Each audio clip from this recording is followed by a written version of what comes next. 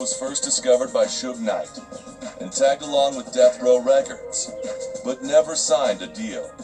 In September 2004, Spider Loc met rapper Young Buck in Atlanta, but he knew him before this and did an a cappella for him.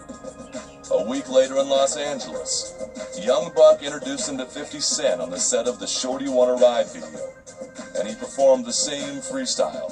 After 4 months, the rapper signed a record deal and a position with 50's G-Unit. He has since been featured on many G-Unit mixtapes, such as G-Unit Radio Part 18, Rags to Riches, where the Loc was the main subject of the mixtape, and has also released his own mixtape with G-Unit West, entitled Bangadocious, which featured artists Young Buck, Big Psych, 50 Cent, and former Miss G-Unit Olivia. Spider Loc has yet to release an album under G-Unit.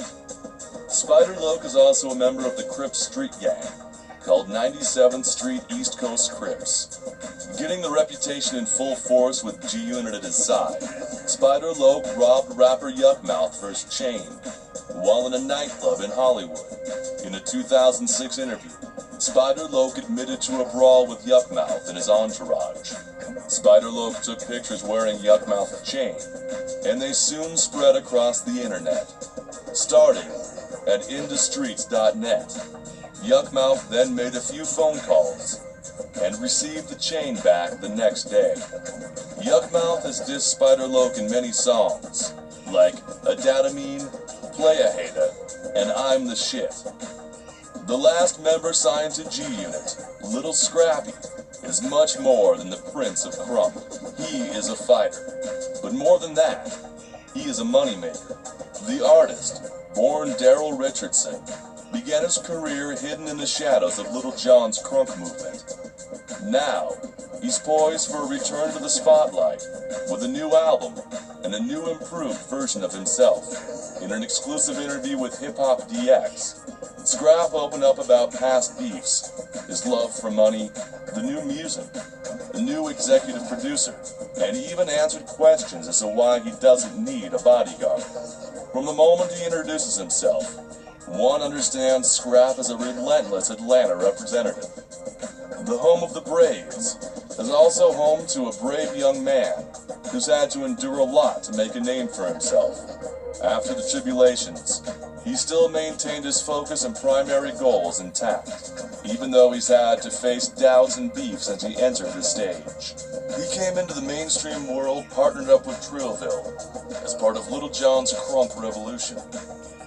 Scrap wanted more, and soon it became apparent the stage wasn't big enough for him and Trillville. Once the hits began dropping, people started talking, although tensions seemed to have dissipated. Scrap understands they must coexist in order to be productive in the industry. A person like me, I know how to start something and I know how to put it out, he told DX. At the end of the day, they was on my label. So I'd rather be going against a whack-ass motherfucker that ain't on my label than a whack-ass motherfucker that's on my label. I'd rather be going against somebody else that ain't got nothing to do with me making money, he explained. Part of making money is also oftentimes connected to facts by the king of crump. But Scrap knew he needed to capture markets beyond the dirty South. Enter 50 Cent. Faced with an injury that landed him in bed rest, Scrap claims 50 Cent was the only one to visit. That solidified a partnership that has grown into a BME G-Unit connection to reckon with. As Scrap put it, he's got the best of both worlds, as 50 Cent and Little John take on the task of co-executive producing his album. This should play well into his money-making passion.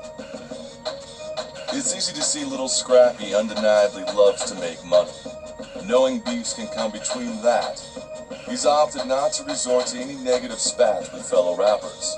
Still, being a fighter in the industry, he's ready to scrap if he must. And rolling with G-Unit, he's bound to encounter some beef. We all know about 50 Cent and his quarrels with various rappers. When asked if he'd partake in the ongoing beefs G-Unit has with acts such as Nas, Game, Fat Joe, and others, he maintained the slogan, "It's all about the money. I don't have nothing to do with none of that." But if I ever see one of them, I always been cool with them before. I just throw the deuces and keep going because I do have that situation with 50 Cent, you know what I'm saying? Big homie looked out for me, so at the end of the day, Big homie says, get him. I'ma get him. But if not, Big homie told me already, don't even get into it. So it's about the money, he explained. Before signing with Interscope Records and before G, 50 Cent had been in disputes with rapper Ja Rule and his label Murder Inc. 50 Cent claimed that the feud began in 1999 after Ja Rule spotted him with a man who robbed him of his jewelry. There was no connection between me and him prior to him actually robbing the nigga. Later, I see him at Amazon, Club Amazon. And we there, we kicking it, and he see me there laughing and shit, playing around with the nigga. And he start feeling some kind of way based on that. You know what I'm saying? He looking like that's the nigga that robbed me right there. And he see me over there laughing and playing with him. And it kind of filtered from that over. But later on, it's like, yo, what up? I said, what's up to the nigga acting funny, like he didn't want to say what's up. So he's a bitch ass nigga, he's a sucker. Nigga just robbed you right there. You ain't doing nothing. You know, but you act like you don't want to say what's up now. You know, so it's bullshit, man. It started from some real bullshit, you know what I mean? However, Ja Rule claimed the conflict stemmed from a video shoot in Queens, because 50 Cent did not like Ja Rule getting so much love from the neighborhood. The confrontation occurred in a New York studio, where rapper Black Child, a Murder Inc. artist, stabbed 50 Cent, which resulted in. Since then, Black Child has made 2 disses towards 50 Cent. There's a Snitch in the Club, and You the Wanksta.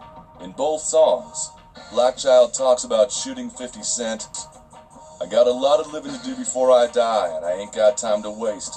Shoot this nigga in his face. The exchange of insultive tracks released from both parties culminated into Ja Rule releasing Blood in My Eye. Credibility, as the interview was scheduled a day before Blood in My Eye was released. As a result, most fans, along with 50 Cent, dismissed the interview as a blatant publicity stunt. Because of the ongoing feud between the two, 50 Cent's label mates Eminem, Dr. Dre, and Obi Trice have also become involved, and have also released tracks which insult Ja Rule. Ja Rule later released R.U.L.E. with a successful single, New York, featuring Jadakiss and Fat Joe, in which Ja Rule took subliminal shots at 50 Cent. Yeah, and ever since then, you know what I mean? I guess, you know, every couple of years or months or something, this guy wants to come back at me. I don't know what to tell you, but what started this whole new frenzy going on is Rap City. They showed me a clip where he said, yo, I'm going to destroy Fat Joe, and I'm like,